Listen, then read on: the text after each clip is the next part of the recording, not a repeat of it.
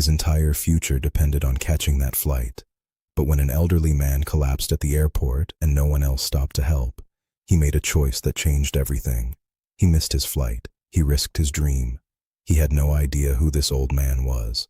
He had no idea that this one act of kindness would turn his whole world upside down. Who was this mysterious old man?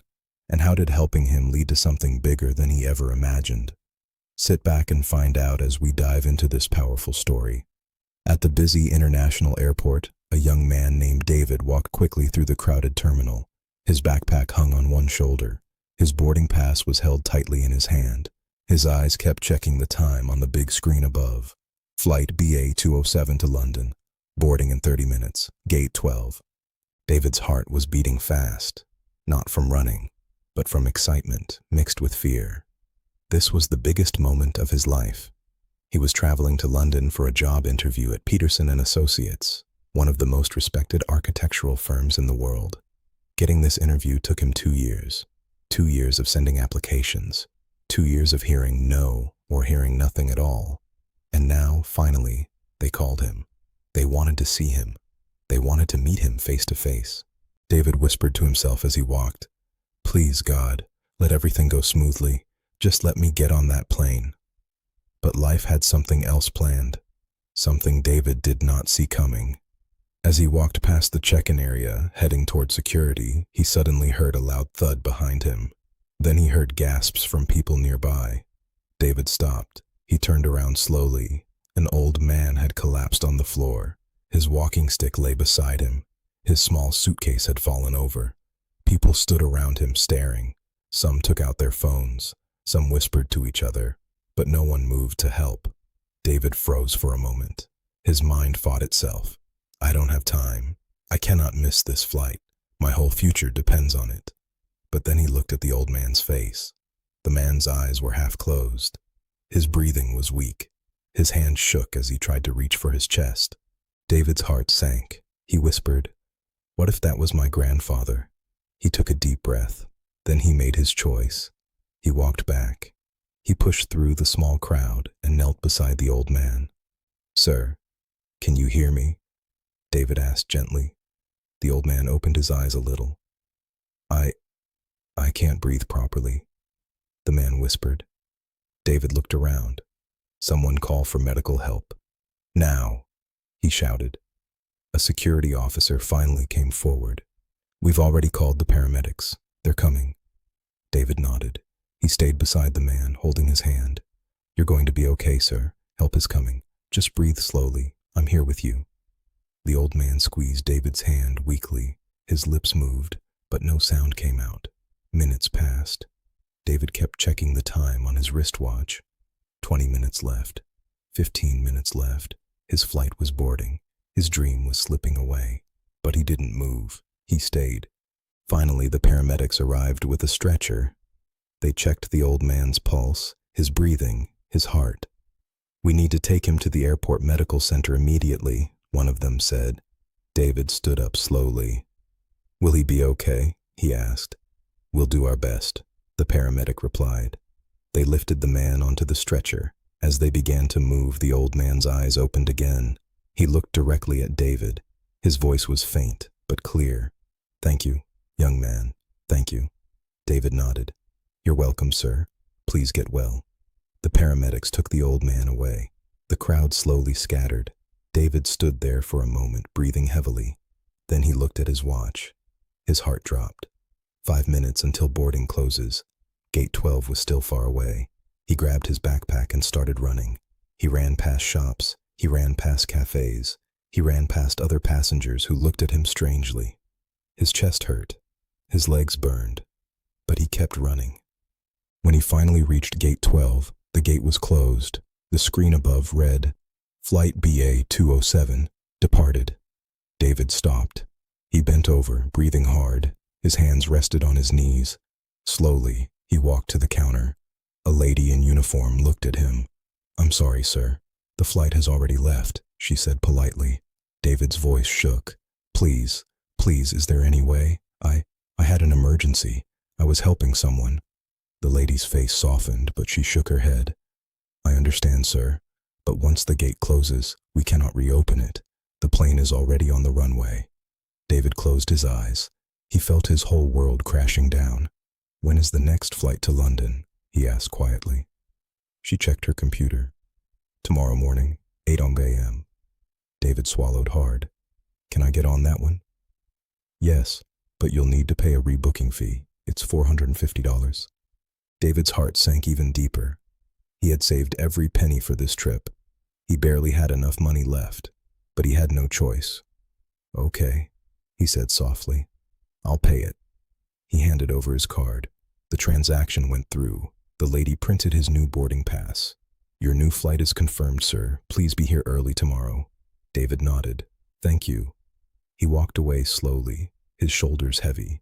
He found a quiet corner in the airport and sat down on a cold metal chair. He placed his backpack on the floor. He held his head in his hands. Tears tried to come, but he held them back. He whispered, "What have I done? I missed my flight. I missed my chance." But deep inside, a small voice reminded him, "You saved a man's life." David sat there for a long time. Hours passed. The airport became quieter. Fewer people walked around. He didn't have money for a hotel, so he stayed right there, waiting for morning. Meanwhile, in the airport medical center, the old man lay on a hospital bed. Doctors checked him carefully. His breathing had become stable. His heartbeat was normal again. A nurse stood beside him. "You're very lucky, sir," she said. "If that young man hadn't stayed with you, things could have been much worse." The old man nodded slowly. "Where is he?" he asked. "I don't know, sir. He left after we took you." The old man closed his eyes. "I need to find him." The nurse smiled gently. "Rest first, sir. You need your strength." But even as the old man rested, his mind did not stop thinking. That young man missed something important because of me. I could see it in his eyes. I must find him. That night, David barely slept. He sat in the airport leaning against the wall. His mind kept replaying everything. The interview was supposed to be today. Now he had to call and explain. He took out his phone and dialed the number of Peterson and Associates. A woman's voice answered. "Good afternoon, Peterson and Associates. How may I help you?" David cleared his throat. "Hello, my name is David Monroe. I had an interview scheduled for today, but I missed my flight. I wanted to know if I could reschedule." There was a pause. "Hold on, please." Minutes passed. Then a man's voice came on the line. "Mr. Monroe, this is Gerald Hicks, the senior partner. We were expecting you today." David's heart pounded. "Yes, sir. I'm so sorry. I had an emergency at the airport. An elderly man collapsed and I stayed to help him. I missed my flight because of it." Another pause. Then the man spoke again, his tone cold. "Mr. Monroe, we are a very busy firm. We don't have time to reschedule interviews. If you couldn't manage your time properly, then perhaps you're not the right fit for us." David's stomach twisted. "Sir, please, I understand, but it was an emergency. I'm sorry, Mr. Monroe. We've moved on to other candidates. Thank you for your interest." The line went dead. David sat there, staring at his phone. His hands shook. His throat tightened. He whispered, "It's over. Everything is over." He had no job. He had no interview. He had spent almost all his savings, and he had no idea what to do next. The next morning, David boarded the flight to London, not because he had anywhere to go, but because he had already paid for it, and he had always dreamed of seeing London, even if it was just for a day or two. When he arrived, the city looked beautiful, the buildings, the streets, the people. But David's heart felt empty. He checked into a cheap hostel. He dropped his bag on the small bed and sat down, staring at the wall. He whispered, "Why did I even come here?" But then he remembered something his mother used to say before she passed away. "David, when you do something good, God sees it, even if people don't." He closed his eyes.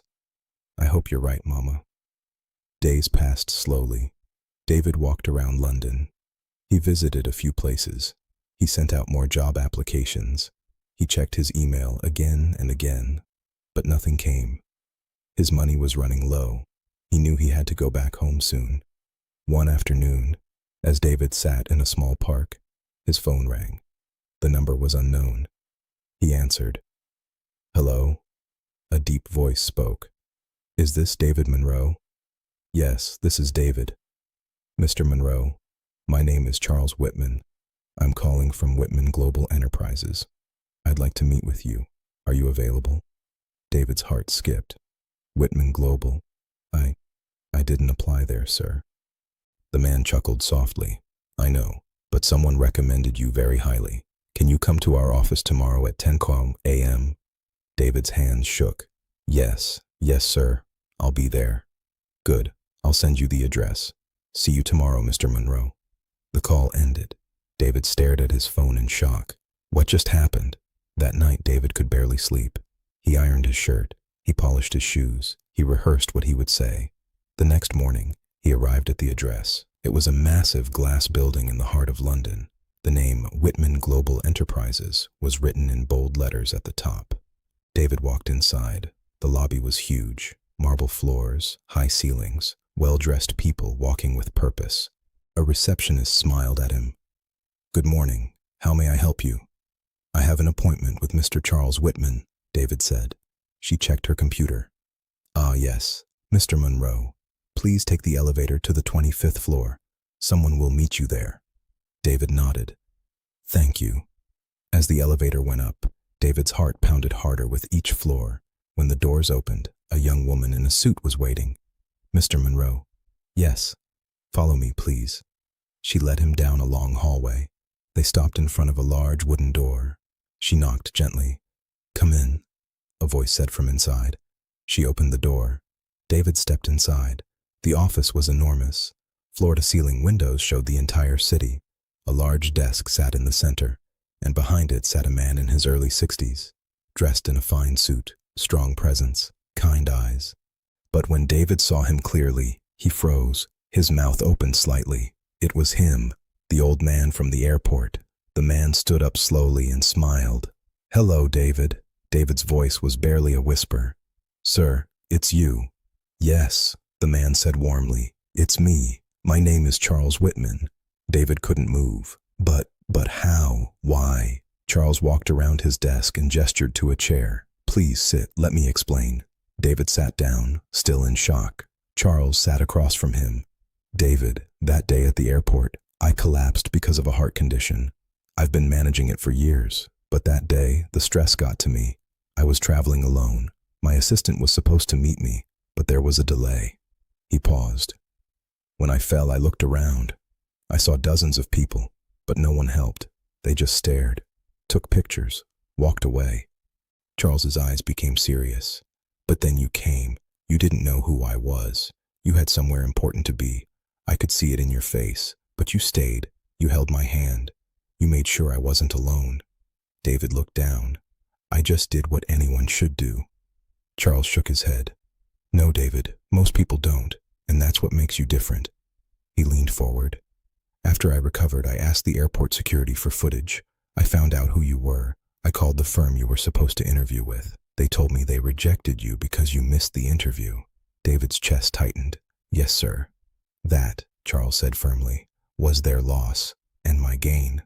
David looked up, confused. Charles smiled. David, I've built this company from the ground up. I've hired hundreds of people. Some had perfect resumes, some had fancy degrees, but very few had character. He stood and walked to the window. I don't just need someone who can design buildings, David. I need someone I can trust, someone with a good heart, someone who would stop and help a stranger even when it costs them everything. Charles turned to face him. I want to offer you a position here, not as an intern, not as a junior architect, but as a senior project lead. You'll work directly with me. David's eyes filled with tears. Sir, I don't know what to say. Say yes, Charles said with a smile. David stood up quickly. Yes, sir. Thank you. Thank you so much. Charles walked over and shook his hand firmly. Welcome to Whitman Global, David. From that day, David's life changed completely. He worked hard, he learned fast, he brought fresh ideas, and Charles treated him not just as an employee, but like family. Months passed. David moved into a beautiful apartment. He sent money back home to support his younger brother's education. He even started his own small charity to help elderly people at airports and hospitals. One evening, Charles invited David to his home for dinner. It was a grand house, warm, elegant, filled with photos and memories. During dinner, Charles said, "David, I never told you this, but the day you helped me, I was on my way to close the biggest deal of my career. If I had missed that meeting, I would have lost millions." David's eyes widened. "But you didn't miss it, did you?" Charles smiled. "No, because you stayed with me. The paramedics came faster. I recovered faster. I made that meeting, and I closed the deal." He paused. "Your kindness didn't just save my life, David. It saved my legacy." David wiped a tear from his eye. "I never expected any of this, sir." "That's exactly why you deserved it," Charles replied. Meanwhile, far away, back in David's hometown, a man sat in his office, scrolling through the news on his computer. His name was Gerald Hicks, the same man who rejected David's interview. He clicked on an article. The headline read, "Whitman Global appoints new senior project lead. Former candidate rejected by competitor firm." Gerald's face went pale. He clicked the article. There was a picture of David standing beside Charles Whitman, both smiling. The article explained how David had missed his original interview to help an elderly man at the airport, and how that elderly man turned out to be Charles Whitman, the billionaire CEO. Gerald leaned back in his chair. His hands shook. He whispered, "We rejected him. We rejected him because he helped someone." He closed his laptop slowly. He realized the mistake he made, but it was too late. David had moved on, and he had moved up. 1 year later, David stood in front of a large audience at a business conference. He was invited to speak about architecture and kindness in business. As he looked at the crowd, he saw faces from all over the world: investors, engineers, designers, students. He began, "A year ago, I was a nobody. I had no job, no connections, no future. I was just a young man trying to catch a flight." The room was silent, but I made a choice that day. I chose to help someone, even though it cost me everything I had worked for. He paused. "That choice changed my life, not because I expected a reward, but because kindness has a way of coming back." He smiled. "The man I helped became my mentor, my boss, and my friend. He gave me a chance when no one else would." David's voice became stronger. "So I want to tell you something. Don't ignore people in need. Don't walk past someone who's struggling just because you're in a hurry. You never know who they are. You never know what door your kindness might open." The crowd stood and clapped. Some wiped tears from their eyes. David stepped down from the stage, and there, standing at the back of the room, was Charles. He nodded at David with pride. That night, David sat in his apartment. He opened his laptop and checked his email. There was a message from his younger brother. "David, I got accepted into university. Thank you for everything. I wouldn't be here without you." David smiled. He whispered, "We made it, Mama. We really made it." He closed his laptop and looked out the window at the city lights. Life had not been easy, but it had been worth it. Because David learned something that most people never learn. Kindness is never wasted. It may take time. It may cost you something in the moment, but in the end, it always comes back, bigger, stronger, and more beautiful than you ever imagined. And sometimes, the person you help when you have nothing becomes the person who gives you everything. What do you think about David's story? Do you believe that kindness always returns? Please share your thoughts in the comments section. I would love to read from you. And my wonderful viewers, there is another very touching story coming in a few days. So please subscribe to my channel and turn on your notification bell so you'll be notified immediately I upload the next story. If you enjoyed this one, do not forget to hit the like button and share it with your friends. Thank you so much for watching.